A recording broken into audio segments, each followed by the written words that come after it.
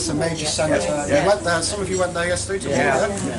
Okay, well, Wall was an ancient centre before Roman times, a Druidic centre, and after a great massacre, which is recorded in many histories, including Welsh histories, they talk about the massacre, the Romans massacred about 2,000 people, I believe, that spot. And that act in itself desecrated that site, so they moved the holy centre to a place nearby, which was near water, surrounded by water, which is the present Lichfield. 2,000 years ago, the Romans built a city at Wall called Letocetum, a name derived from its earlier Celtic name of Car Llwyd Coed, or Car Llwyd Coet, meaning camp in the grey woods, grey possibly referring to the colour of the lichens that once covered this area. The two major routes of Watling Street and Icknield Street converged here.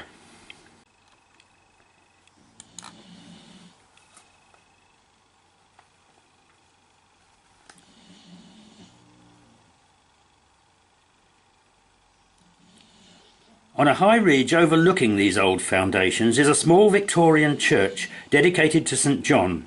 The church stands on a pagan site, once occupied by a pre-Roman temple dedicated to the god Cernunnos, often depicted cross-legged, with an antler headdress. Cernunnos is the horned god of nature, invoked by the Druids to integrate man with his natural environment. A Roman temple to Minerva also stood on this site, later transformed into a Christian monastic centre. Here the female current sweeps through the building at a slight angle, through the only stained glass window depicting a female saint. This is the shrine, the site of the shrine of the goddess Bridget. And it overlaps, as you can see, going into the churchyard behind us, sits in the modern, the Christian St John the Baptist Church.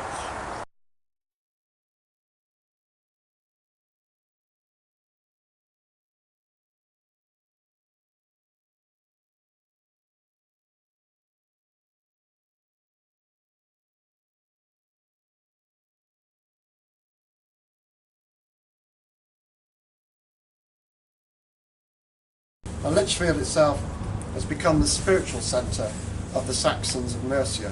And we know the Mercian Saxons were the most powerful Saxon kingdom at one time between 6th, 7th, 8th century. And Tamworth was their royal capital, and Lichfield was their religious centre. So Tamworth and Lichfield are like this polarity, dual pole, a double sort of power place for the Midlands. And the kings of Mercia were the most powerful in the whole country. They were known as Brit Walders, which meant overlords of all other kings. So they won that right through several battles, and the greatest of them, or if you like call them great, they were really warmongers, but was the great Penda. And Penda had his royal seat on Tamworth. Tamworth, if you've ever been to Tamworth, I'm sure some of you have, will see that the greatest, one of the greatest man-made mounds in the whole of the country. Because it actually dates from before, because they say it's a Norman motte, but it actually dates to Saxon times. The Saxons never really built great mottes. It's not part of their culture. So they can only explain this great motte by saying the Saxons built it. It was actually much a prehistoric one, like Silbury Hill, like the Marlborough Mound, a place of power which the Mercian kings used to spread their power. In the city centre, the female Ellen current passes through the guild hall that stands on the site of the old guild house built around 1380. The current continues to St Mary's Church in the market square, which doubles as a heritage centre, displaying the history of Lichfield spanning 2,000 years. A succession of churches has resided here since 1150, but now the present Victorian Gothic building only provides a small chapel at its northern end for public worship. From St Mary's Church, Ellen crosses the pond and enters the cathedral through a side door in the nave.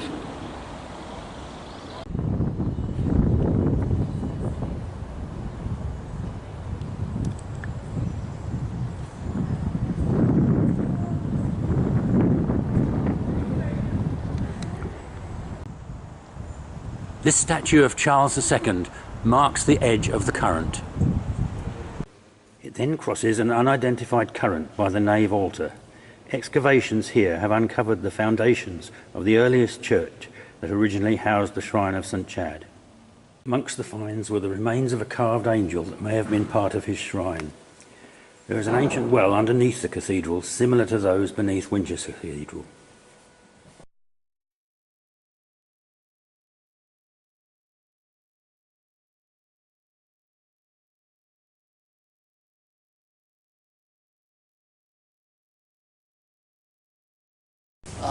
This is our first site on the tour, Barr Beacon, which is one of the natural high places in Birmingham. You can see the Wrekin over there, hills to the east. There's not many hills actually on the east besides Barr Beacon, Castle Ring as we're going next. So that this tour features 3 prominent places, perhaps 4 if we have time. That is node points of the Spine of Albion.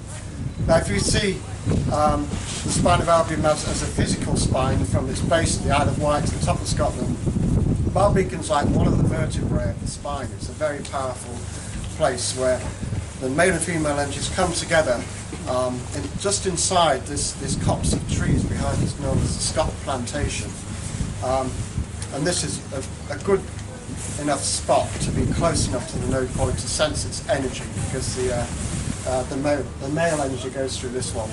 We're actually on the male energy here in this temple. So he comes through, which is a Grecian-style temple. So today we're going to visit, of course, Barr Beacon, see all the things, talk about the mysteries of this hill, and then we're going on to Castle Rings on Cannock Chase, another mysterious place, one of the largest hill forts in Britain, larger than Maiden Castle even. And then we're going on through Cannock Chase, possibly if we've got time to visit Etching Hill to see the node point there, which is this amazing sandstone cap in the middle of all this forest, this incredible spot. And then Shugborough, the home of Lord Lichfield's, but also it was all the palace of the bishops of Murcia, who were the most powerful bishops in the whole of Britain in Saxon times. And their summer palace was at Shugborough, which means sort of territory of the dragon or beast. We'll talk about all the unusual phenomena there, and also clues to fortunes, mysteries, legends. Priory Zion, it's all there at Shugborough.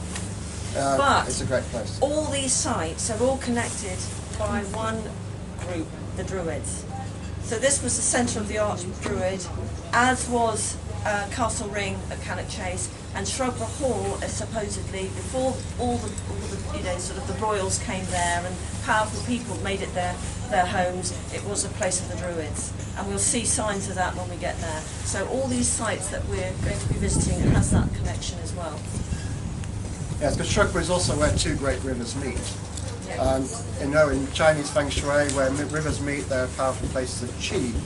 So the ancients knew about this power and how to enhance it and bring it into their temples or places of religion to make them more powerful and to have their religion become more powerful because of the place they are preaching it from. So, think about it, one time this whole area was very important to the whole of the country. It was like the capital area, Lichfield, Tamworth. And Barr Beacon was one of those places where the old Druids used to assemble once a year, probably in midsummer or Beltane, because archaeologists here, not that long ago, discovered post holes and remnants of stones that held megalithic stones, like footings. The stones are gone, but the footings are still there. So there must have been something like a large stone circle up here, possibly where we're standing now, because it was this area they excavated. So they often you find through what I would call the collective consciousness, people build temples over sites of previous temples, even if they don't know it. It's kind of like, oh, that feels the right place, and that's where people generally have a natural sense of Feng Shui build things. So here we could be standing in the site of an ancient stone circle that stood up here, which the Druids used. Now this is also a thin veil area. Barr Beacon, this whole hill, has had lots of sightings of headless horsemen, Why are they always headless? How can they drive horses without a head? Ride horses? Well, no, I suppose they're driving if they're on a coaching horses, aren't they? And of course, Druid processions people have seen, balls of light, strange beings. And why is that? And most important of all, ghostly druids, draped in white cloaks, walking slowly up the hill from the west side to the east. Geology may have some. Yes, exactly. We're on a massive fault line here. There's two great fault lines. With torches at night or daytime to the Druid processions. Say again, George, sorry. The Druid processions, this sort of time slip, are they at night? And do they have torches or are they at daylight? Then they're always at night time. Yeah. So what's the geology aspect? The geology is of course the sandstone and the mudstones. They collide together here to form this massive fault line. And then you've got the Barr Beacon on this hill. You've got a north-south fault and an east-west fault. It certainly is. All places that have paranormal phenomena is linked with unusual geology, particularly fault lines or layerings. And it's usually under certain circumstances, like the full moon or even solar flares, can create extra pressure in the earth, and that creates, because of the iron content of Staffordshire is full of iron, and so that content in a way creates more magnetism. And when it's turned up to a certain pitch and a certain frequency, it affects our temporal lobe, and then we start to see out-of-time experiences. Well, some people whose temporal lobe is activated will see different things. So your experience might be different from your experience of whatever's going on at that time. You may see the same thing, you may not. And this has happened on the Isle of Wight when people have turned up to see this ghost house appear every New Year's Eve. Some people have seen it appear. The person next to them has seen something else, just a window. Another person has seen another part of the house. So depending on how highly tuned you are with your psychic abilities, you'll see more. So those of you who do have an ability and have seen things, well, let's say if you have seen things, you do have an ability, because it sort of helps. It's kind of like a dial that's turned, a frequency dial, and you're just tuned more to higher frequencies than others. And also that tends to affect, well, we tend to get that way when we sort of become more spiritual as well, that our sort of perceptions open as well. So these sort of places can actually raise your vibration because you're in a high magnetic area. Standing right. This would have been metalworking in this area. There was metal Druid around time. here. Yeah, all of There it. would have been, wouldn't there? Yeah. Yeah. Druids were definitely. Probably on the slopes of the hill rather than the actual hill, because this would have been sacred.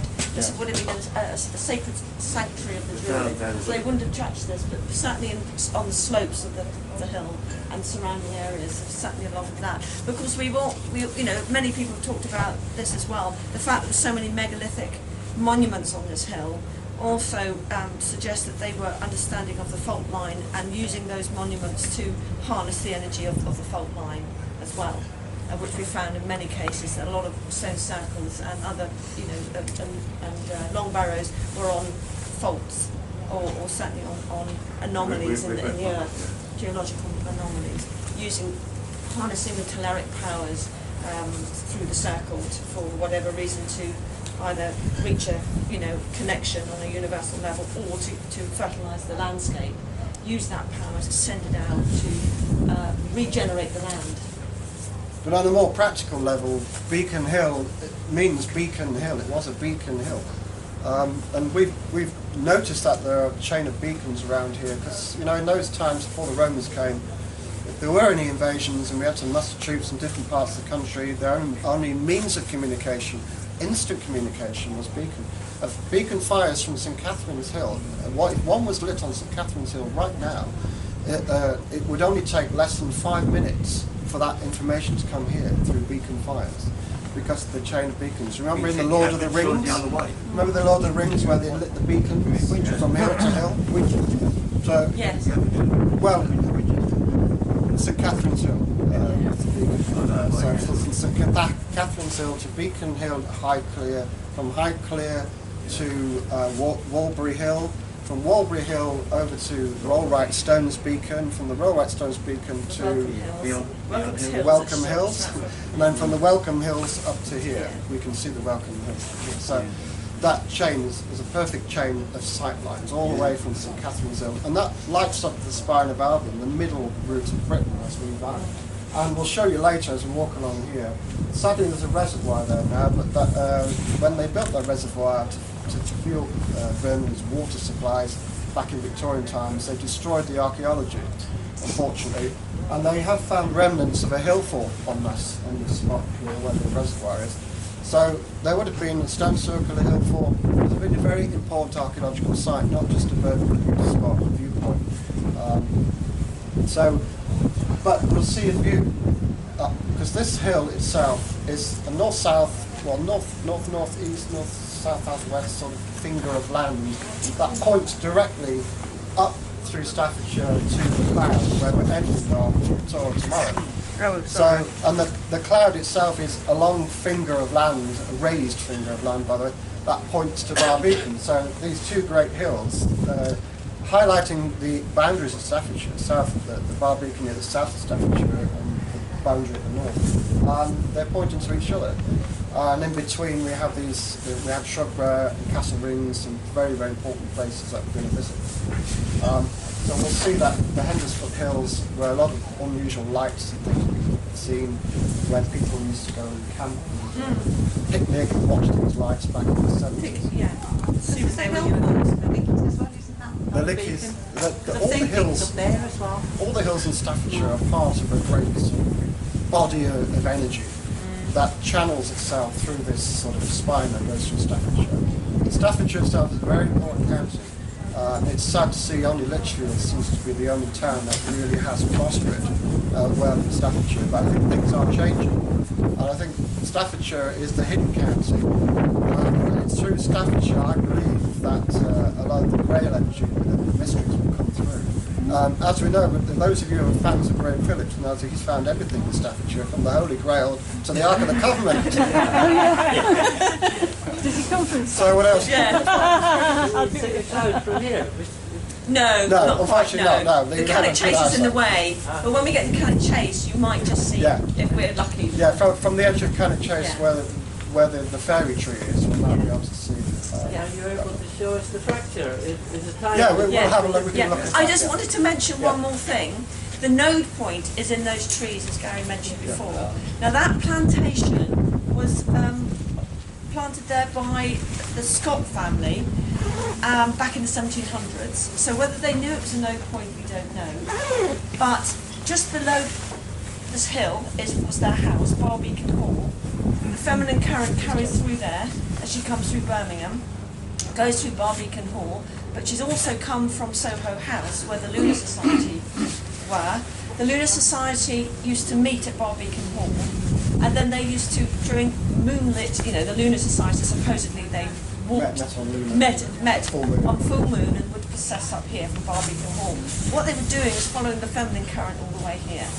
So from Soho House, the feminine current goes through there, where the Lunar Society and Matthew Bolton supposedly lived, and where they met. They would then meet at the Scots house below here on the feminine current, and then they processed to this node point along with the feminine current. So was that collective consciousness? Did they know what they were doing? Were they actively conscious of the feminine current? It's very interesting, isn't it?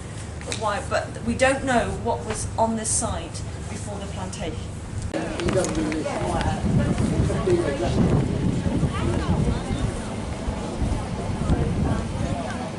Tree that, not the first, the middle tree here, just in front there, in that area. You can see people have actually been around there. There's a bit of a hollow. That's the mysterious node point. Now, the Druids must have built something around that. Perhaps it was the centre of a stone circle. We're not sure. But archaeologists have never actually dug in this spot, so there waits to be found something very interesting here. So if those of you who want to tune in to the Staffordshire energy, just focus your attention to that point, see yourself connecting with it.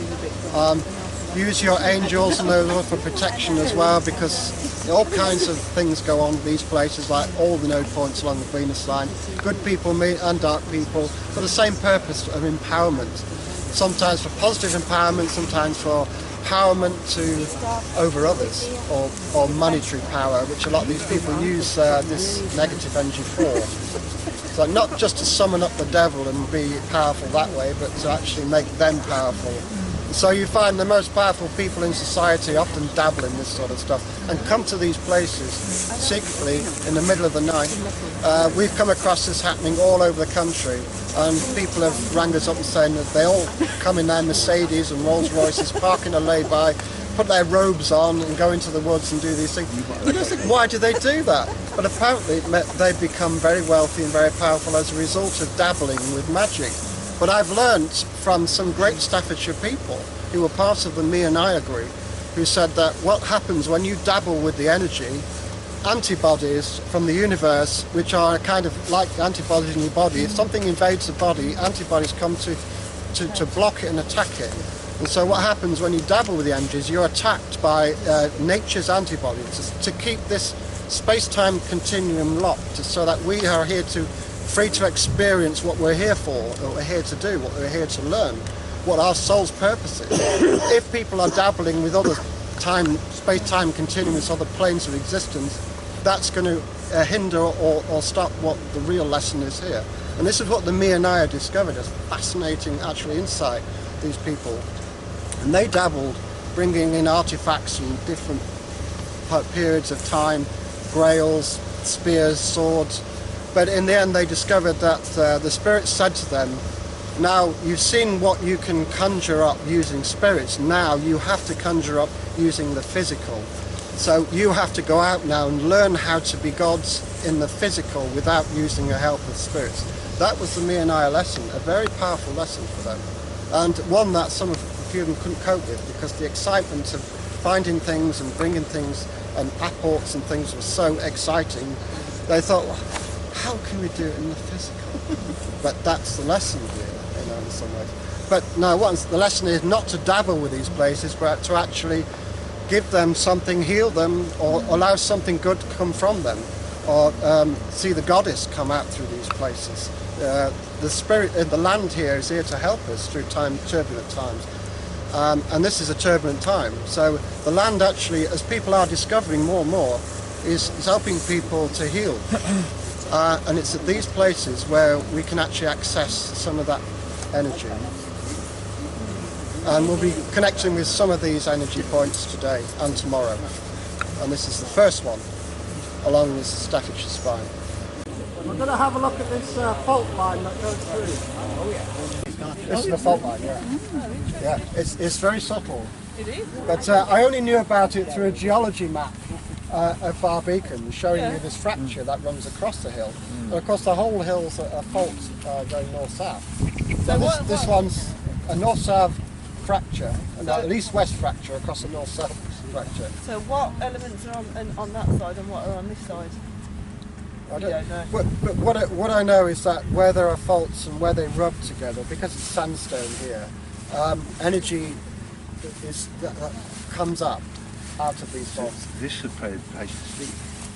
Yeah, absolutely. Not on that bit of dog food though. A good place to sleep, because yeah. This is where I lie down on the tree. Visions and dreams are It something doesn't go that through to often where happens on these fault Ellen and lines. Belinus meet in there. I mean, you can't Very get a close. double whammy. Very close. No, just off. You can just Often- have to climb the fence, you just sleep here. No points are always just off the fracture, so it's fine. Like the energy points in the body are just off the spine.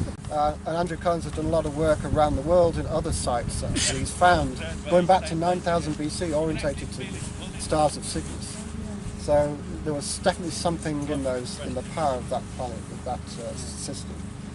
It's also the swan, as we know, because symbolically the swan, in this latitude, it's all about latitudes and places, and the British Isles are a point where the stars of Cygnus come down to the horizon and then ride off again, like a swan who swoops down, catches its prey, or catches the souls and takes them off to heaven. So symbolically they saw, that Cygnus was some kind of, and if you're at a point of time where it touches the horizon and do a ceremony towards that point before the stars leave again, you absorb some of the energy of that star, and that's what they believe, and that's what Uffington was all about. Because at the time when Draco was dead centre, north-south, going over Uffington, was when the White Horse was built. White Dragon, Draco the Dragon. But it also coincided with the time when Cygnus was also skimming the When horizon. did this coincide with what date? This was about 1,800 BC. I think. 12, between 1200 and 1800 BC. And then by 500 AD, Draco was 30 degrees east. That's right, Yes. yes, So that's This was right. when Moving on. Arthur Pendragon died and was buried Yes. with the church orientated 30 degrees east north of the contemplation of Draco as we moved 2 years ago. Yeah. Exactly. That's right. Well, So- Dragon Hill at Uffington was used to be known as Pendragon Hill. And it's believed to be where Pendragon is buried, but of course that's symbolic the of head the of head the of the dragon, which is head of upside Draco. down. So the dragon's head hits Dragon's Hill symbolically from the hill. So 1800 BC, Draco was due north. Yes. Yes. Like a pole. And it would be around about 11 to midnight during around the winter solstice, looking directly north. You'll see Draco coming. Today you'll see Cygnus still, but now it's in more of an upper loop. No longer comes down to meet the horizon. It's gone further up the sky because of the obliquity of the reflector. And for those who came with us to Stratford last year, you might remember we were showing you sites on the ground that represented the figure of Cygnus.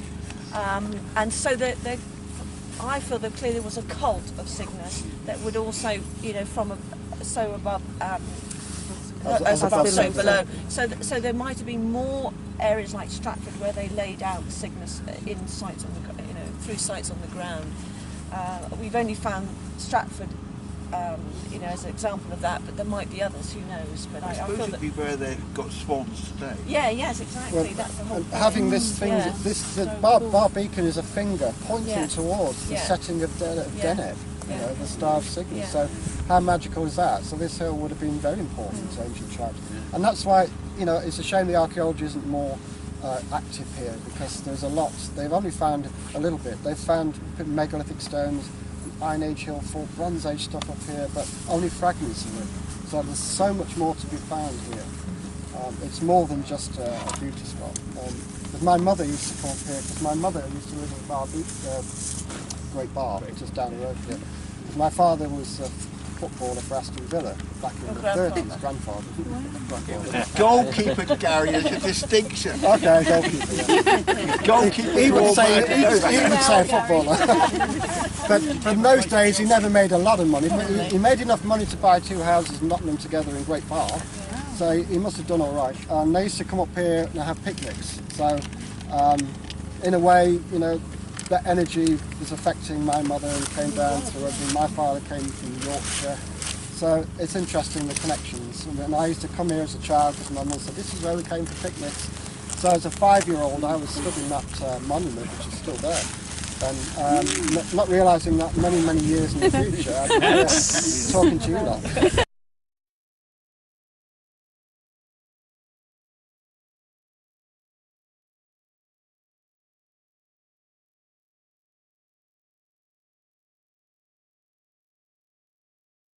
So, in its total scale was probably twice this size with the ramparts, of which some were five ramparts going outwards. But they've discovered more ramparts actually, quite recently. Yeah. Yes. So it's maybe up to 7 ramparts at one point. But unfortunately, mining, coal mining, and of course the iron workings here that happened all around Cannock Chase, and forestry, the growing of trees, has destroyed a lot of the ramparts. So there's only remnants left in the southeast part of the fort. So, hill forts. What do we know about hill forts? A lot of what we read about hill forts is there are places to impound cattle, even extreme ideas of keeping maidens locked away from other tribes. But they actually were had a more spiritual function. Archaeologists have discovered now more evidence of ritual deposits and spiritual activity than building huts and a safe place away from the marauding tribes. the hillfort at Uffington, for instance, they found their pits all the way around the internal diameter with ritual offerings in, rather like the Aubrey holes at Stonehenge, which were offering pits in a way. And they're supposed to mark sections, possibly to observing stars and the settings across this great high point of the Midlands here. This high point here is almost the same height as Barr Beacon, slightly higher, I believe. So on the ramparts over there, you get a magnificent view north. We're going to make our way round and talk about it a little bit more. There's the fairy tree, which people honour over there. It just happens to be on the Elen current. And when we first arrived here back in the, was it 2006, something like that, Yeah. we found Elen and Belinus coming together in the middle here at a node. And then Elen going out through that corner, Belinus going out over there. Belinus entering in this angle over here, Elen coming through the middle over there, across. Where So- was the hunting lodge, Gary? The Is it hunting over lodge there? is over here. Over here is the hunting lodge.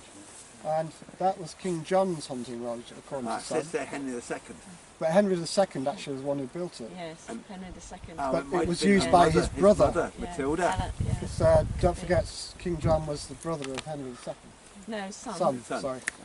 So down below the hill here is Beaudesert Hall, which is also an ancient hunting lodge, which is connected to this site. And then there's Redmore, Yep. or Radmore, which is an ancient monastery below here, which has of course disappeared now. Nothing's left. St Mary's. And St Mary's Nunnery, where again was built by Henry II. So he had a big influence on this area. Also, the bishops of Lichfield built their moated, or not moated, but a sort of a manor house here. Their summer palace, also built here, which then Henry II took over. So there was obviously something important about this place for the bishops and the kings to have their little lodges here. And Henry VIII as well came here and hunted and took a lot of the coal from the area from that point. But from the beginning of time, the written records, there's always been reference to the Druids here, another palace of the archdruids.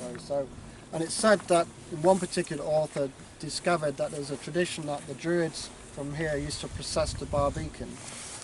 So along, the currents on the Spine of Albion, if you like. The other thing we discovered was in the Welsh Annals there is a section called the Haines of Grufford, Yes. which describe this area called Loitcott. Hannes of Griffith. Hannes of Griffith, yeah. They describe this area as Loitcott, that's the early name of Wall, as we know, and then became Lichfield. But Loitcott was a very, very important British settlement there in the area of Wall. But in the Haines of Griffith, they describe how King Arthur fortified the area of Loitcott. It's written out there. And that was discovered by Blackett and Wilson in their book. Well, he fought a battle here. Yes. Over They a fought a wall. battle near a wall. Yes. But the point is that this area was fortified by King Arthur, and archaeologists have discovered that some of the ramparts had been repaired at the time of King Arthur. So this area has, connections with the magical King Arthur, and perhaps, the node point here was probably something that he may have been aware of, like we've discovered many other Arthur sites along the Spine of Albion, including Caverswall Castle, which is further up near Stoke-on-Trent, Blythe, is another place associated with Arthur. So Staffordshire has a lot of Arthur connections too. So So the hunting lodge is there. this Was there a holy well? Was there a well by the hunting lodge? There's no well in there. we don't know anything there's about no well. evidence. If there was, it's dried up. Yeah, it's long gone. Because the mining around here has disturbed the underground water. A lot of the But actual Ellen- springs have dried Ellen up. putting this mate in sort of Yes. the middle. Yes, Yeah. And mate. Would they have gone or they crossed or They form a node. Yeah, they form a node. And you can actually douse a signature like Hamish. Which one would have been going towards the hunting lodge? Would Ellen have been going there? That's Ellen. Yes. Yes. Because the hunting lodge would have been Matilda's then. And Matilda built it for her son. Yeah. Okay. That's Judith. Oh, Okay. yeah, Judith. Yeah. Well, yeah, we'll see where Ellen goes Yes. when we see the fairy tree in that Yes. corner. Yeah. But yeah, this route here goes through the middle and leads you to the node point.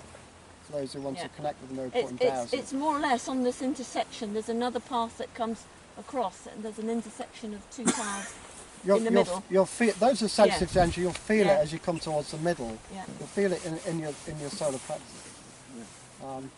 So, and for me, that's why this area was fortified, because of its holy site. This holy site, this node point. Like in all the node points all over the world, they've been fortified. And sometimes ended up in a castle keep, as we'll find out next year in Clitheroe, which is quite a remarkable sight, because they actually play this horrible music in there where witches are being tortured, and so screaming and strangling noises played over the node points, which we protested about. We complained. They didn't play it in July this year. No. I think it's they've gone. actually stopped it now. Because we went around with complaint forms and got everybody to sign it, and then whack them on the counter of the No music receptionist like and say, that get that 18th music. of July. Yeah. So I think they did in the end. So, okay, energetically connecting with this site, this is very important. One of the ways we find to connect with a place like this is to walk the ramparts.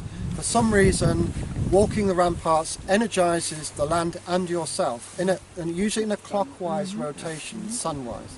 So those of you who've read about occult matters will know that most people find, like Andrew Collins and the others found, that walking clockwise once around the Avebury ramparts creates a huge charge in that auric field and raises your psychic abilities. And so often they do perform seances after they've done a circuit. So, and it's a bit like walking the labyrinth. Send all their people, all the visitors to Stonehenge, anti-clockwise. Oh.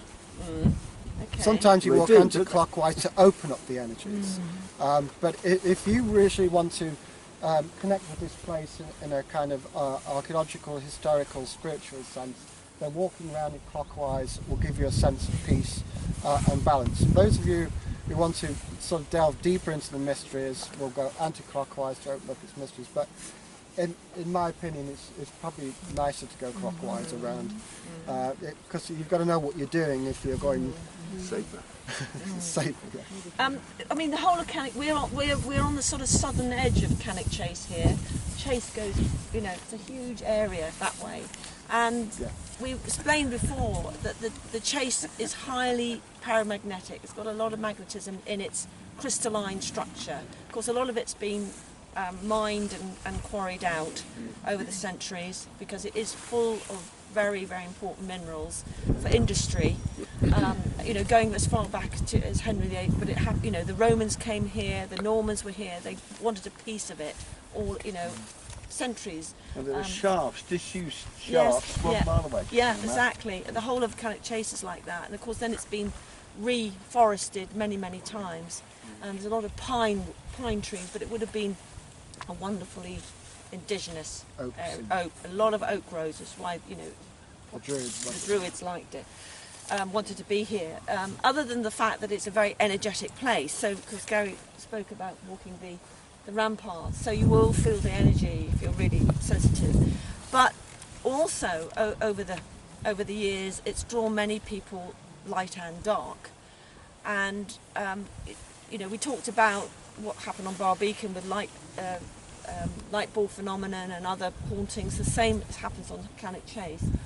And we know that people have come here in the past and they've used their various abilities, psychic or otherwise, to perform certain occult, good and bad here. But what that's done is Gary will explain this better than me, because he's met someone who's been looking into this. It messes with the space-time continuum of this area. So what that then creates is a rip in time. If you don't know what you're doing, it creates a rip in time which allows all sorts of entities to come through, good and bad. And so this area is renowned for, you know, Yeti sightings, which of course have Black been... cats. Yeah, black cats, Yeah, you name it. black-eyed dwarf children, Yeah, fairies, fairies, elementals, goblins, weird aliens, beasts greys. running like ape-like beasts, chasing people. But you know, these are all He's these. about to shapeshift. Yeah.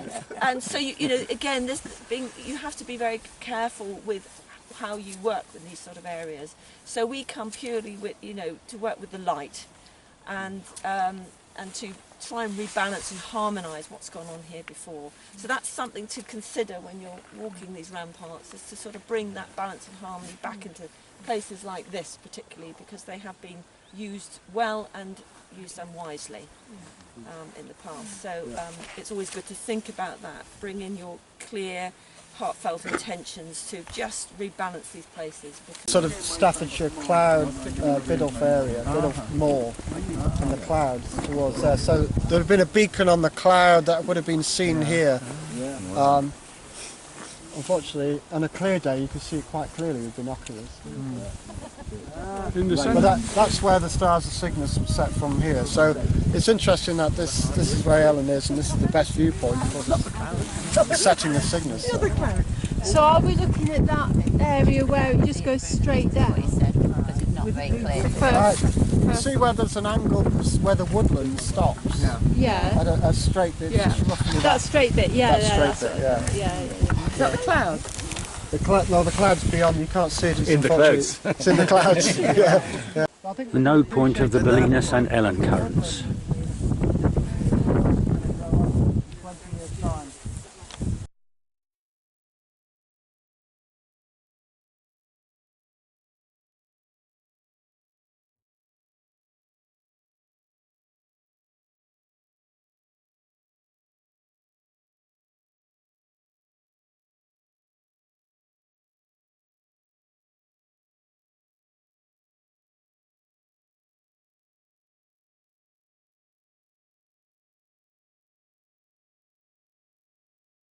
That they met in the room above and did all kinds of occult things, which is possible because they were into, as you know, in the 18th century, 19th century, lots of wealthy people were into the occult, in the belief that it would make them more wealthy and more powerful.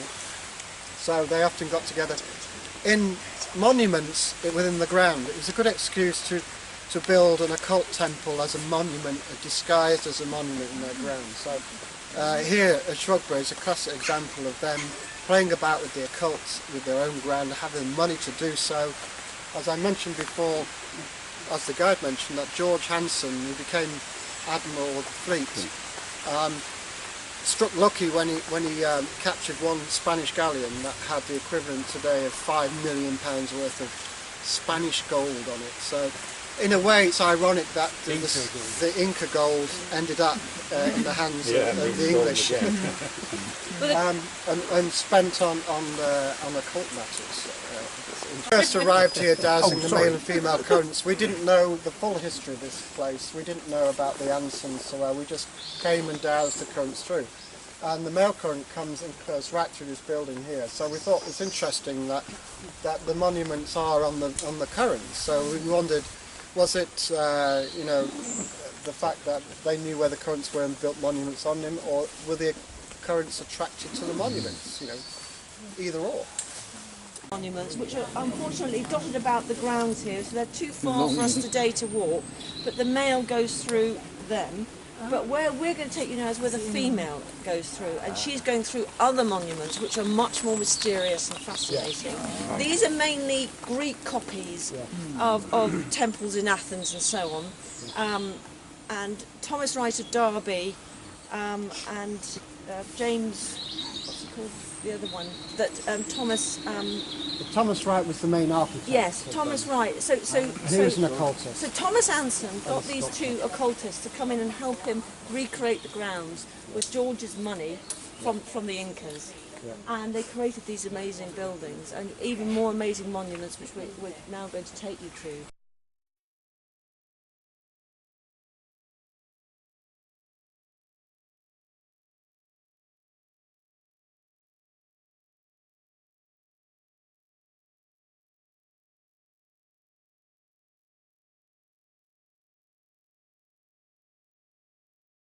coating, like a render, called codestone, and it's a formula that was supposed to be a secret from the stonemasons of early times here on the estate. And scientists today can't really crack what it's made of. They've analysed it, but it's made of a few mysterious substances. And apparently it's rock hard, it really is hard, and it's difficult, very difficult, because the Romans and the Etruscans also invented a render, a mortar that was so hard that you could hit it with a hammer and chisel and it wouldn't even break or crack. I know where it's made. So this man knows where it's made. So, but you know what it's the made secret, of? The secret's still safe with the Anson family about this stone. I know the secret. What they've done is they've rendered it and then they've made it look as if it's blocks of stone with a scribing the lines. So the modern builders really don't know how to do it. No, they don't know how to mix it. They'll know how to render it. They know how to mix this particular. It's the widest, the most spreaded yew tree in the country. It's basically from one great big tree. Its branches have come out right to this, and the whole area makes it the largest yew tree in the country. How old? It's not ancient. I think it's probably planted by the Ansons. So probably 17th century. But the way it's grown, it's become the largest area. So it's not the oldest yew tree, but it's the biggest in its spread. What, it's one tree? Oh, is that the One cell? tree. It's One huge. tree? On the floor? Is that the cell? All on the floor here. Wow. Oh, goodness. The cell. Wow.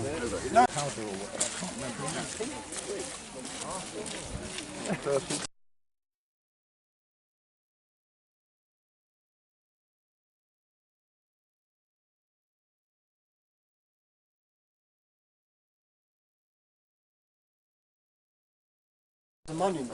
It was actually carved for a fireplace piece. And the main fireplace in the house, this was supposed to be above it.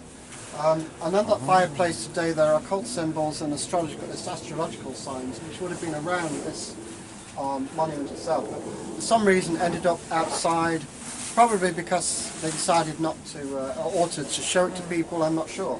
But it's a bit of a mystery how it ended up outside. There's also a painting in the house by Teniers, which also shows you the two prophets in the desert, which is also unusual because Henry Lincoln got the clues out of the manuscripts to say that Teniers and Poussin have the key. So interesting, both those keys are at Shugborough. And the Ansons are the link because they were involved with the Priory of Zion and the occultists, including Thomas Wright, who designed this monument itself. Now it stands exactly, because it's a mirror image of the painting by Poussin. It's not, it's all a reflection. Everything's the other way around. So that in itself is saying look at something opposite. And one or two authors thought, well, what's opposite here is the cat monument. And that's another occult monument that has these goat-headed quarters of a cat smiling, looking towards the monument here. So there's a mystery in that. That's the cat monument. Cat monument. Oh, Do we know yeah. what these things are supposed to be? They're the palm trees or something? Yes, you're right. It also alludes to something behind, Yeah. possibly. Yes. But some people say there may be something hidden in the monument Yes. behind this. Yes. Which But you say that it is definitely. There's a building there, because once you go through where because I went to Yeah. go around to the U, Yeah. Yeah. you go through the path and there's like, you would have passed it actually, it's just, Oh, it's the Doric Temple. it's open. Yeah. Yeah, and there's Yes. a couple of That's places right. on there and Yes. a little bit in Yeah. the, Yes. Well, we've actually the crowded been area. into the woods here and got to the back here, and there's actually no entrance to anything behind it. If anything, this blocks the doorway to it. If there was something behind here, this would be the door. What's interesting about Cat Monument, as we'll see, is the symbolism on it. And we're going to go across to it now, because it's on an island. And this is an island between where the two rivers meet, and also where they sort of cut it in ancient times. So. Yeah. Islands are always special, places of energy, and that's where Ellen current comes across this island. So Into this. this may be where the Yeah. Druid sanctuary was, Yes. in this area where Yes. the two rivers meet. Yeah. Like most places where two rivers meet, there are cathedrals, ancient sanctuaries, because of the chi energy. Right? So this area is part of the energy point of it. And it's interesting that these clues to something bigger, spiritual possibly, are in this key area, and not at the other side of the grounds where we were. Well, that location is supposed to deny it. It's a portal place, you know, in Greece. There are hundreds of theories, but practically, because I always try and get down to the deep nitty-gritty of the history. George Anson and Thomas Wright were behind this mystery. Thomas Wright chiseled it, made it. George Anson designed it and put the mystery into it. So the answer lies with them. Now, George Anson, being admiral of the fleet, was a very powerful, very wealthy man. Most of his money he never spent. And so it's believed that because he was the Grand Master of not just the Priories, not Priories, but the Royal Society and the Lunar Society, he probably put a lot of money into what was going on at the time. So what was happening at the time? Well, you know, Catholic Protestants, all that was going on. A new land in America was being prepared. So, and the Freemasons wanted to have a new Catholic Freemason kingdom. What was the date again? 1700. Yeah, 1725. Oh, right. Yeah. So it's right at that key time when America was being founded. So we think, and a lot of people think, a lot of that money went to America to found it, to start off, to build the new Jerusalem, as what the Freemasons believed. And interesting enough, that one of the first points of discovery was a place in Brunswick in Canada, and its earliest name in French was Arcadia. So in Arcadia is also referring to Arcadia across the waters. In Canada, the first Masonic foundation in the New World was in Arcadia in America, or Canada. It was all one then. So it's possible, and that's where the money pit was also found. And those of you who have looked into the money pit, there's another head scratcher. That's Nova Scotia, isn't it? Nova Scotia. So all in that, Nova Scotia, New Brunswick, all in that area is part of the new Templar, the modern Templar foundation. Oak Island. So some people think practically that his money went there, and therefore this really alludes to the Arcadia across the waters. But then other people think, why would he risk, you know, taking his money across to the new land and burying it, you know? So it's possible that it was kept here and then taken out and taken over at a later time, but there's nothing here anymore. But the clues are still here to what was there at the time. You get what I mean? But the money pit, Oak Island's money pit, was a phenomenal undertaking. Absolutely. That you could talk an hour about. Yeah, I Google it. You had two storm drains, and they put dye down it. I know. And then they found there was one, call it well shaft, and then that was a that wrong would one. collapse as soon as you got near it. I know. It was full of booby traps, and it sounds an impossible thing. But there's another thing about this monument that I believe more. It's something also to do with the spiritual side of things, because Arcadia was seen as also the higher realms, is the way spirits go, or the realms in between. So it's also maybe alluding to a secret knowledge that you can access this sort of fountain of knowledge, or the Grail, if you like. And interesting enough, on the monument is the Grail, guarded by two griffins, and the griffins are symbolic of buried treasure or knowledge and wisdom. Wisdom. So the clues in the Cat Monument is we're going over to have a look. Where are the griffins, Gary? On the Cat Monument. The griffins are guarding the Grail on the Cat Monument. Anything to say about the design of the arch? Yeah, Bletchley Park also tried to decode this, and they believed it's to do with the secret location of Jacob's Pillow. Oh. Yeah, the biblical Jacob's Pillow. And exactly.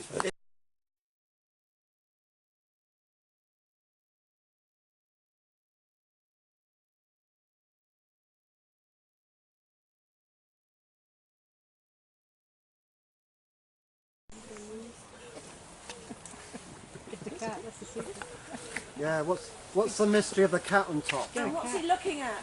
Yeah, it's looking at the shepherd's monument. Yeah. Gazing directly to it. Just like probably the four goats, which are actually rams. What have we got around the side? Rams? They look like rams, don't they? The curly horn of the rams. The rams. Yeah. Is there a ram in the four gospel signs? Rams always get stuck in thickets. Aries. And there's something symbolic about a ram getting stuck in a thicket. And that's when a special dream at a stone circle. Mysteries were put out in these monuments for people to ponder on in the future. and get it or not. So that's a bit like life, you know, you're not given it on a plate. You've got to earn it. But there's also the steps, you see, steps going up. You're not, don't forget, look at the roots around the step, the carved roots, rather like the snakes of the tree and the tree of life. So there's three steps to heaven. It's full of esoteric clues if you know what you're looking at, you know, and if you can interpret it.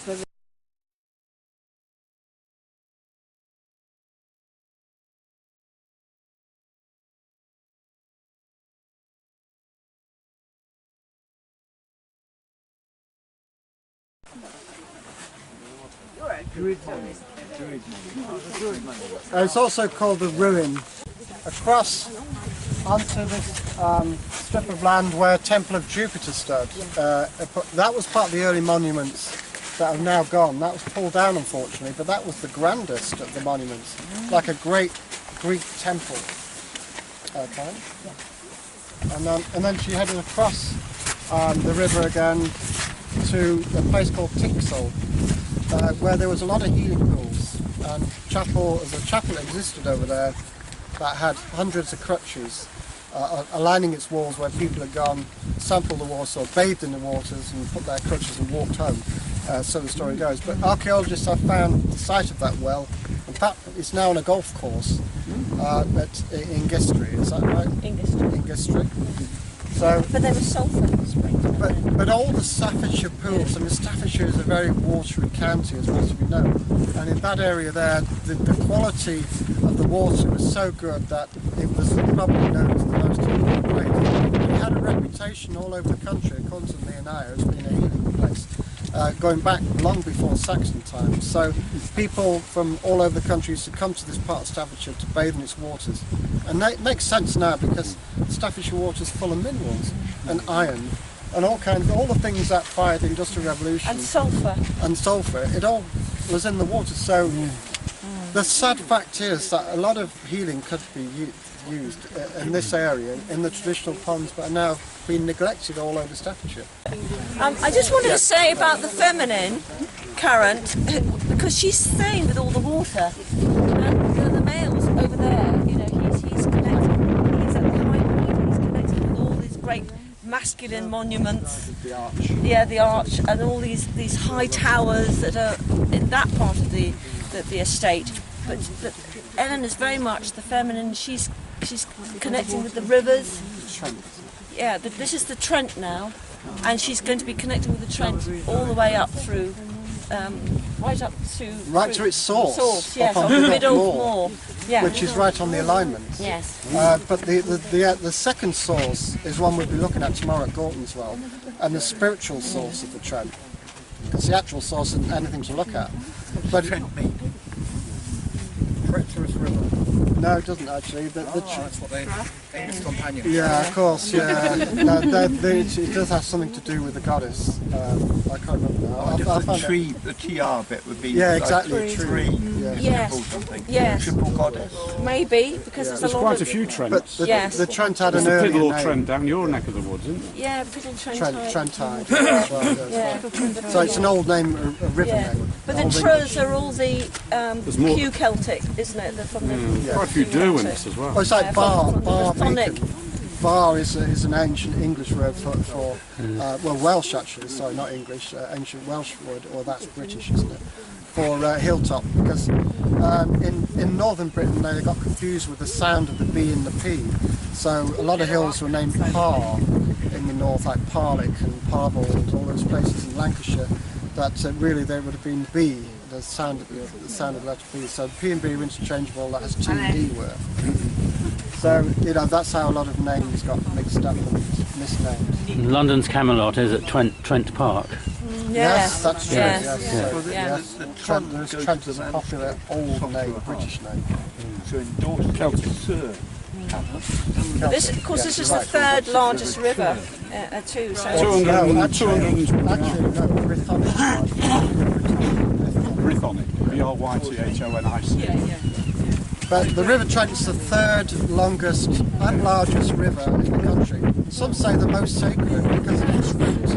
It cuts into the middle like the belt of Albion. It forms towards the belt of Albion, cutting across the land and moving up and having its source in a sacred area on Biddulph Moor, where the early Egyptians used, according to the Menai, settled.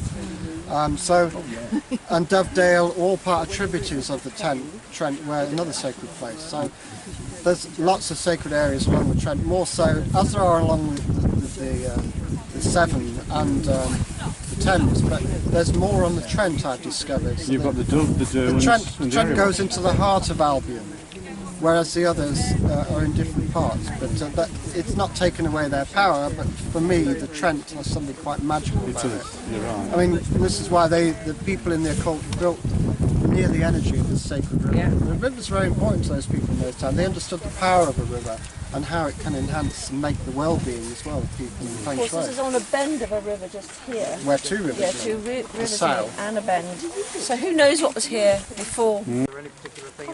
Well, of course, there was the great critical monument. Yeah, he's got his And eye it's on the them. original site of the old hall. And there may be clues.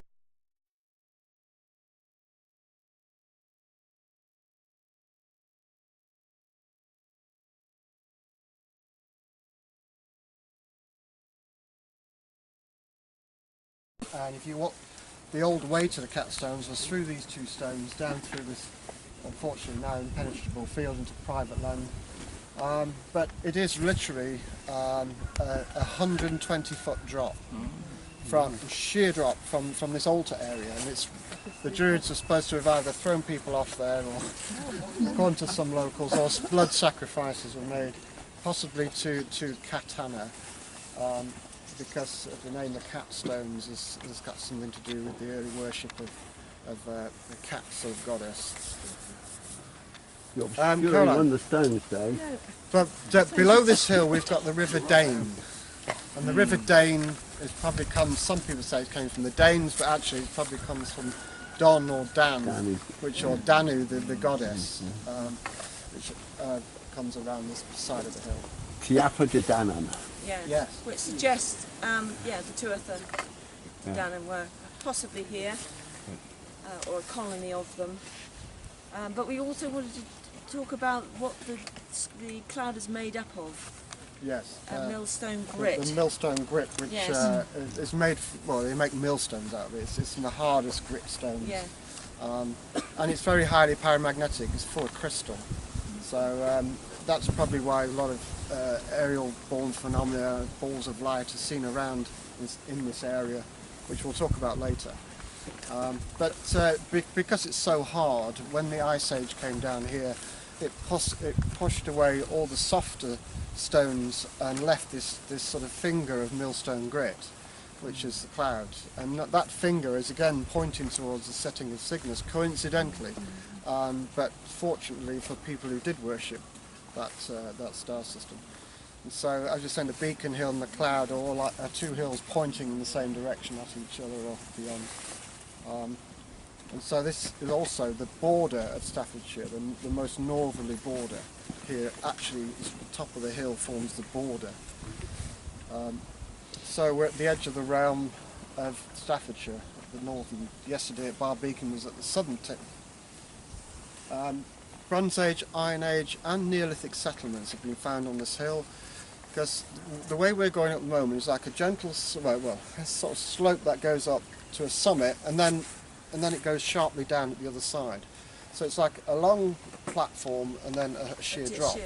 And that angle or that shape is unusual. And from Leek, when the sun goes down into the cloud, because it's angled like that, it sort of it rises again, if you like, so it sets twice. It sets into the hill, and then because of its angle, it pops out again. So you get a double setting sun. And so in Leek, they found a megalithic remains of an observation platform, which the Saxons put a holy stone there, where you could see. Now, the beauty of this is that it only happens on Midsummer's Day, or the summer solstice. So that's rare in itself. It could have been any day in the year, but to happen on the summer solstice doesn't make Leek a sacred place, but it makes the cloud sacred, because it allows that phenomenon. So that's another reason why they think, and Graham Phillips thinks, and the Menai group think, that the Egyptians were came here because of the solar phenomena here is unusual and sacred to them. So this area of the cloud we're about to walk up is where all the settlements were. And at the very top we'll find the rocky platform, and there used to be great rock platforms there with pillars of stone going up 60 feet high. Like the cheese ring. Like, yeah, fluted. You remember the stacks? Or Nicodemus's knob on Portland. Yeah, but it's more stacks. It's more stacks like the cheese It's kind ring. of like, Yeah, more that's like quite cheese away. ring, Yes. so it's sort of worn in. Yes. But unfortunately, this area was used in the making of the Manchester Ship Canal. They took a lot of stone up. The great viaduct down there, one of the biggest in the country, was used. Stone from the cloud, and actually the Bridestones were taken for the use of that. So all the great rock structures, these 60-foot pillars of stone, which, you know, from a distance over there would have seemed like Glastonbury tall, like a church tower, are gone, you know, never to be seen again. And there's hardly any sketches made because, for some reason, I don't know, I haven't found any yet, but there may be some somewhere. I've seen these fabulous rock formations. So there's a lot of sadness in that respect, but it is a holy hill. And all the locals know how powerful of the hill is, not just because of its double setting sun, but also it's aligned beautifully to other places, as I've shown you in the book. Asprey, we came through the village of Asprey by that church where those cyclists were. That lies exactly east, in the setting sun east from here. And so from Asprey Church you can see the sun rise over the cloud at the equinox. And Mocap, which we passed also to our right on the way up here, that was an alignment with the winter solstice with the cloud. So lots of interesting places aligned to the cloud. And of course, it was like a great astronomical clock. Yeah. And the church, the other side at St Michael's at Connors.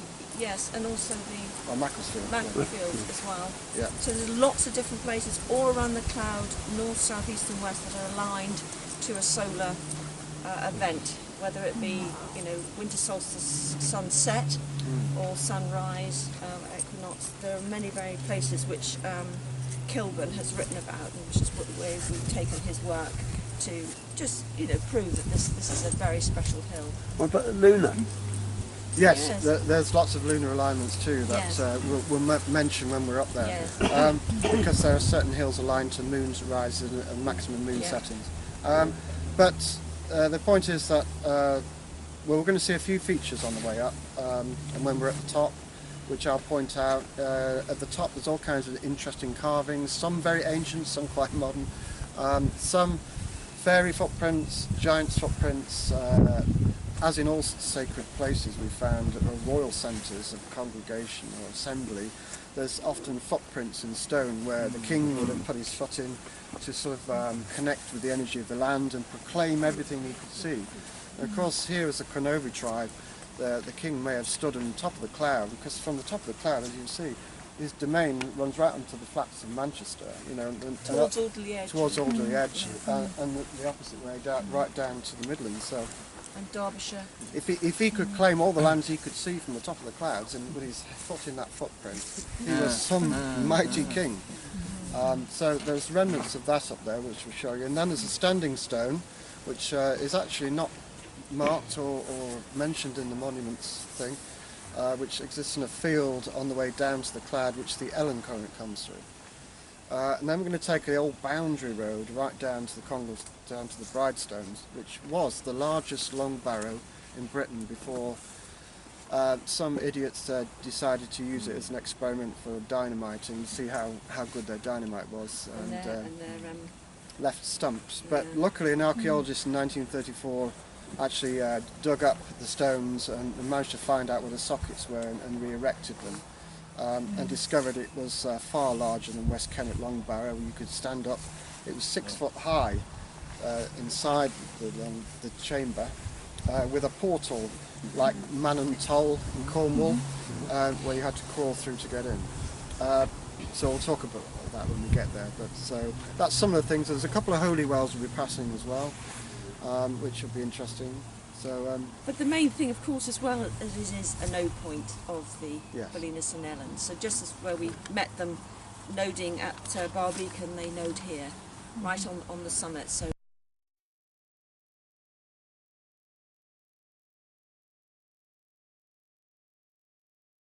Towards Alderley Edge, along the Spine of Albion, from the cloud. I demand truth. This is the node where the Belinus and Elen currents cross. This standing stone marks the flow of the Elen current, yes. from the Bride Stones to the top of the cloud.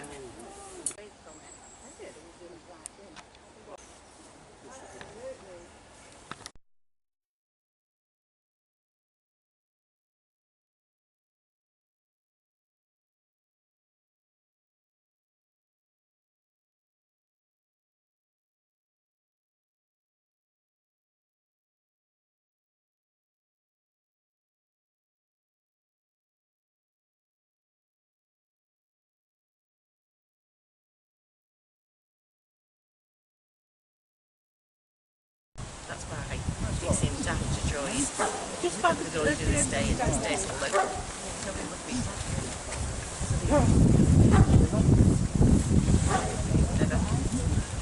But you are a bit good.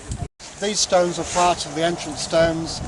This was the inner chamber, and the mound covered it. But in fact, it's the other way around.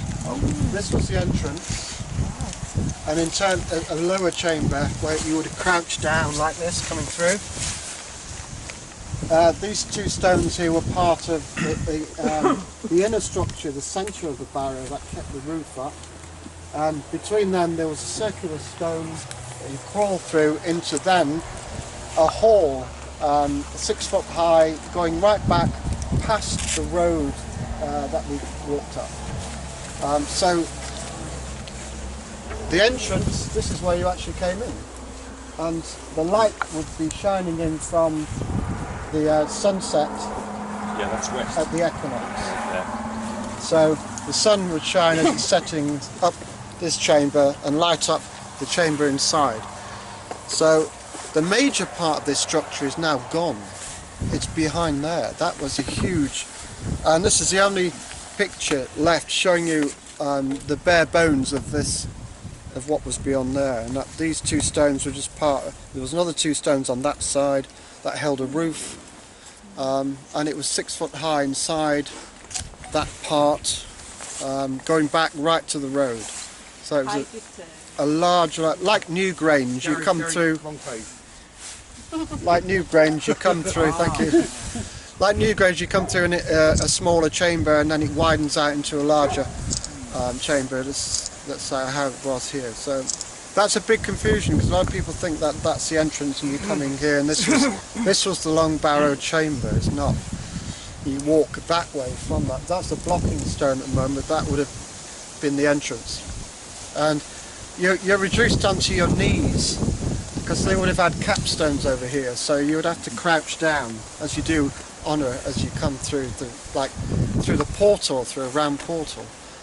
So it has all kinds of rebirth analogy and everything.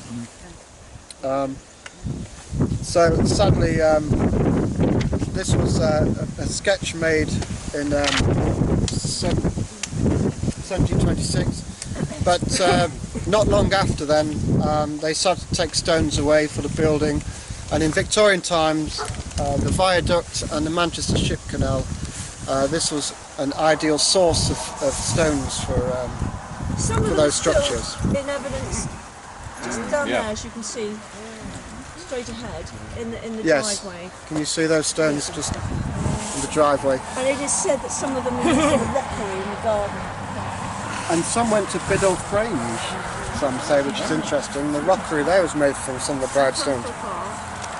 But one of the most violent acts of sacrilege was done by an engineer in Victorian days who decided to have a demonstration here to show him his new explosive, how powerful they were. And he detonated the two other great stones that stood here, which were made like a facade, like Wayland Smithy. But instead they were dynamited to stumps in the ground, which is there was no regard in those days for structures like this. And some of the locals have become ignorant and thought, well, they're just old stones, they don't mean anything anymore. It's only nowadays we're sort of revering these structures because they're linked with the energies of the earth, the special times of the year, because these structures are highlighting one thing important, the time of the year that these monuments are aligned to. They're trying to tell us now that we have to be aware that on certain days the energies of the earth are more conducive for our healing, for our spiritual growth, and you come to these higher realms. to come to these places at these times. So these stones are almost like calendars in stone for us, for people in the future, because it's said that the people, the Larn they called them, who made these structures, knew about the future times, and that they'd have to build structures that would last enough for the people in the future to understand the old ways, the wisdom, and that wisdom is now coming back again. And these monuments, like us, we're all drawn to these monuments to understand what was going on, but academia still thinks they were primitive peoples who built these structures, but they weren't. They understood about the natural forces, telluric energy and water, and these powerful times of year like Beltane, the Celtic festivals, because the magnetic field of the earth changes during those times, and if we're at the right place at the right time, we can benefit from that energy spiritually. So the bride stones, interestingly, also has the word bride in it, which some local people say is to do with weddings that took place here. But actually the name Bridestone goes back much further than the weddings that occurred here in Victorian times. And it goes back to the Brigantia, bride, brig, and bride itself, Bridget, Brigitte, the goddess, a fire goddess, if you like, but we discovered she's been worshipped in places all over the Celtic lands, in Ireland, Scotland, Wales. In Wales she's known as St. Fried. Britannia, I believe, is from Bridget, definitely, and also that cult has spread throughout Europe as well. Brigantia, Brigants in Spain, her name's, Frishi in the Isle of Man. So basically this is a structure dedicated to the goddess, stones, the bride goddess. And here we have Ellen, this is her little domain. We're right on her flow.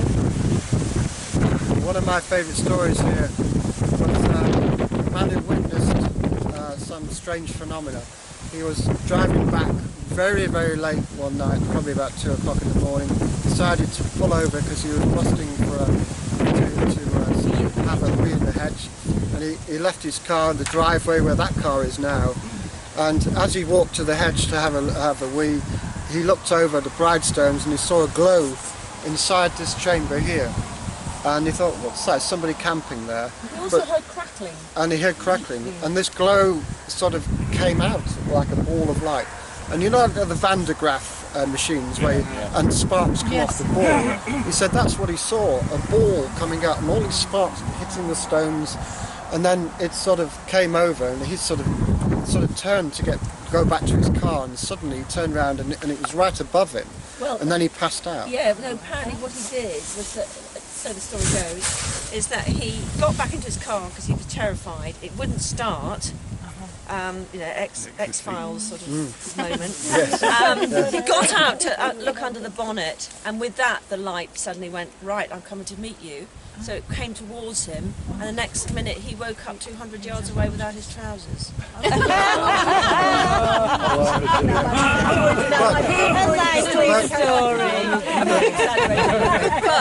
But the clue is that he'd lost 3 hours of time. You were talking about that. Yeah. So again, time and space, and we discovered with balls of light like this that come out of these structures, we know now it's plasma. They're not UFOs, they're not extraterrestrial, it's plasma energy that's born out of the millstone grit at certain times of the year. And he just happened to be, how many people go up and down here and even look? They're just so focused, nobody looks up in the sky.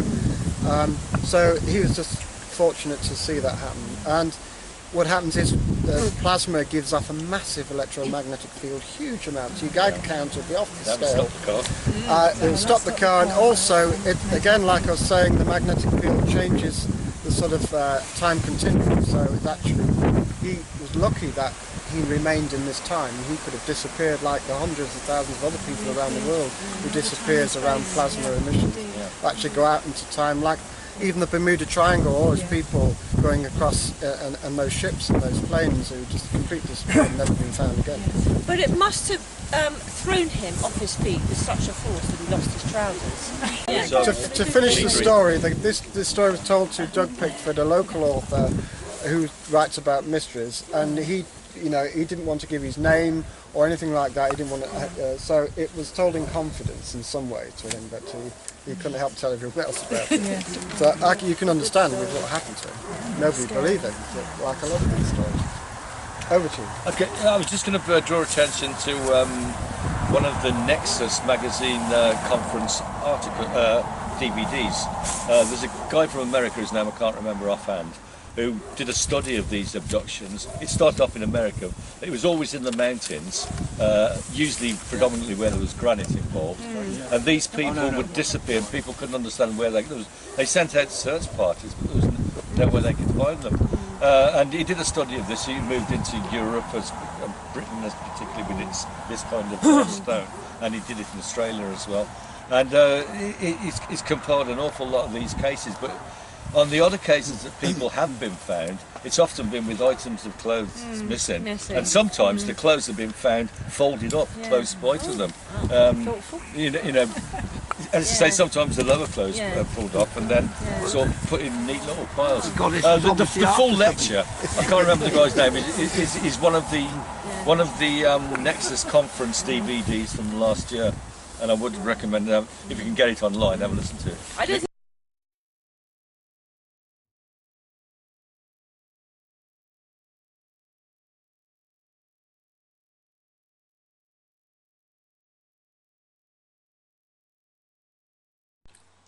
At the entrance to the woods by the edge of the lake, Ellen passes through the Warden's Tower, built by the father of James Bateman in 1828.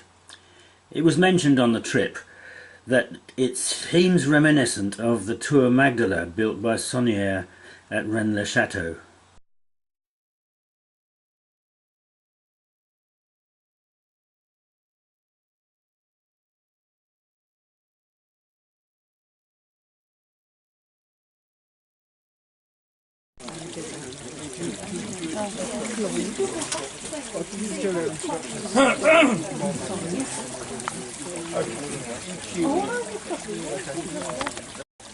Carving the stones where the walls come down.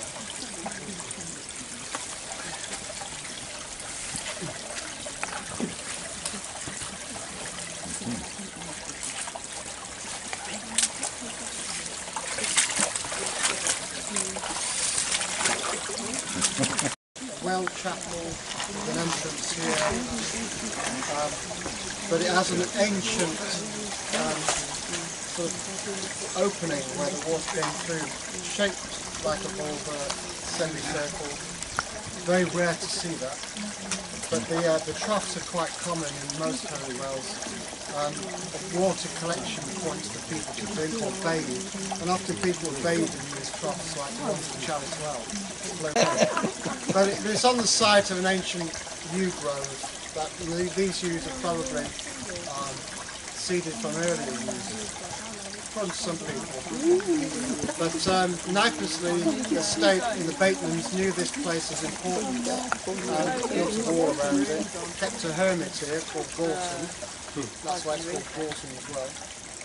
But the spring itself is not the actual source of the River Trent, but one of them, because it does flow into the River Trent, and probably the most sacred source of the River Trent in my view, because sources often are calibrated by the most northerly outlet of water coming into the river.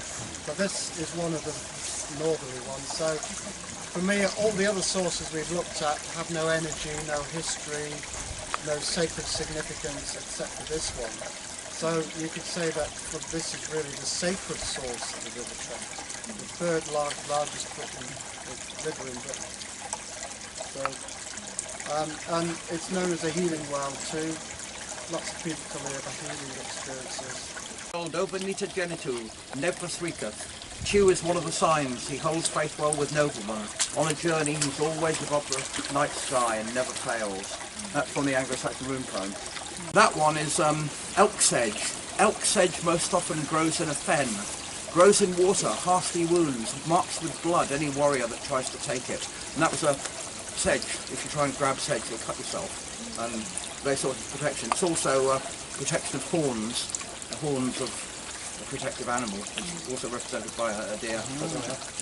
And I say the aurochs was an ancient, gigantic cattle, a gigantic cow that was very, very fierce. Yeah. And they've all died out. And then there's I have no idea. That's I don't know. The R room backwards, and Well, then you've got 10 I think of somebody's defaced it. I'm not really sure what it is. To me, it looks like it's an R and a C, but Yeah, it's not a C. it could be, yeah, R and They wrote either direction. So we're also going to Whoever's put do a them Druid there, obviously. blessing here as well. No, Druid prayer. we've had a request to say our usual prayers when we come to the site, and since this is probably the last one, thank you, O Goddess Lichfield, Elen for the pathway, for the privilege of coming to a sacred source, and for the moot as a whole. Thank you for these good people coming from so far, from Scotland, from Kent, and from Dorset and all over. Please guide, protect and inspire us from now on, so that we may serve thee well. And now, if you know the Druid's prayer, please join it. Grant, O God, thy protection, and in protection strength, and in strength understanding, and in understanding knowledge, and in knowledge the knowledge of justice, and in the knowledge of justice the love of it, and in that love the love of all existences, and in the love of all existences the love of God. God and all goodness. You are Dione. Are the three bars of inspiration laying there? Chew is also the god of justice.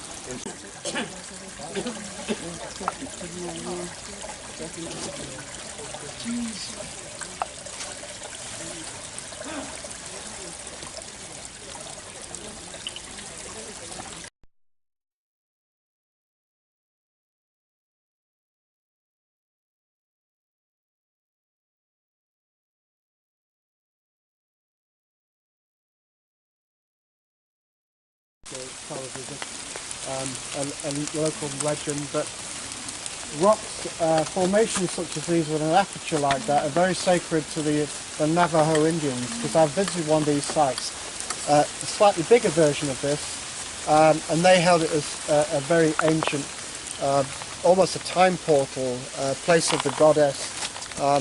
They're very rare to find. Interestingly, this one, the sun does shine through it at a certain time of year, and lights up this standing stone just to the side, which may have been a gate post or used a gate post, but it's been there for as long as people know. There's nobody actually knows anything about this site, but there's something quite mystical about it. The angle of the hole, the way it lights up the stone. Yeah, it's right. There's something quite mystical about it we can't put our finger on, but to me it reminds me of some kind of universal sort of spirally entrance to the overworld, or not the underworld. I've actually been to the other side of that rock and looked down it, and we got some photographs of the sun rays coming through. And the power of the rock at the time was incredible, and people were noticing that something was going on with the energy of the rock. So it's another mystery to this whole area. We're going up to see now what is supposedly another natural feature, but it's actually a dolmen, and it has a legend of it being a healing place of healing. If you crawl underneath it, through the gap underneath, you can be healed of your ailments. It's rather in the same, like Man and Toll, where you fall through this sort of hole. But it is to do with the energy of the rock, because this millstone brick is very sacred. It's full of crystal, and certain times of the year when the full moon, it can give off healing energy. That's right. There could have been more than one stone down here, as Dave's pointed out. One over there. There's one still standing here, and I think there's another one further up we spotted before.